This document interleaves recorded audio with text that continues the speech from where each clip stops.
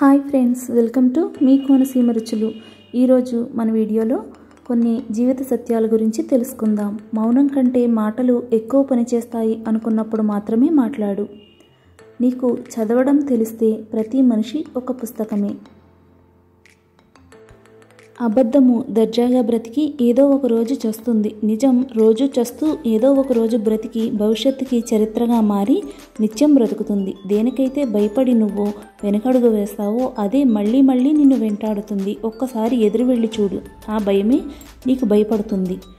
పోరాడాలి అనుకుంటే నీతో నువ్వు పోరాడు, గెలవాలనుకుంటే నీపై నువ్వు గెలువు. నిన్ను నువ్వు గెలిస్తే ప్రపంచాన్ని గెలిచినట్టే.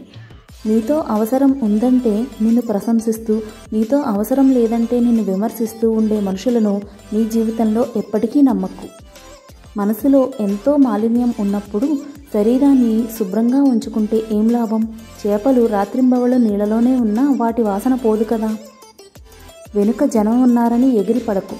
వెన్నుపోటు పొడిచేవాడు వెనుక నుంచే వస్తాడు. ఓర్పు అనేది ఎంత చేదుగా ఉంటుందో దానివల్ల వచ్చే ప్రతిఫలం అంత తీయగా ఉంటుంది. పనిమంతులు పనిని కూడా విశ్రాంతిలా భావిస్తారు. బద్ధకస్తులు విశ్రాంతిని కూడా పనిగా భావిస్తారు.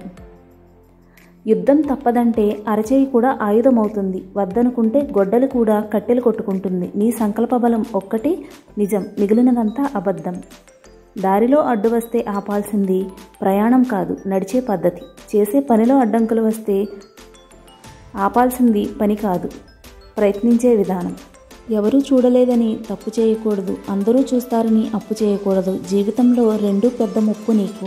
సంపాదన వేటలో పడి జీవితాన్ని ఆనందంగా గడపడం మర్చిపోతున్నాం. వయసు మళ్ళాక కొన్ని కోట్లు పోసినా జరిగిన కాలాన్ని తిరిగి పొందలేము, తరిగిన వయసును తిరిగి పొందలేము. అందుకే ప్రతి క్షణం ఆస్వాదిస్తూ సంతోషంగా గడపడానికి ప్రయత్నించండి. మనసు బాధపడేలా ఎవరైనా మాట్లాడితే వారికి మౌనమే మంచి సమాధానం. ఎందుకంటే మనకంటే కాలమే మంచి సమాధానం చెప్తుంది.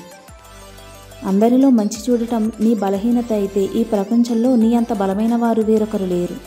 వేరే వారి తప్పుల నుండి పాఠాలు నేర్చుకోవాలి. ఎందుకంటే అన్నిటినీ సొంత అనుభవంతో నేర్చుకోవడానికి ఈ జీవితకాలం సరిపోదు.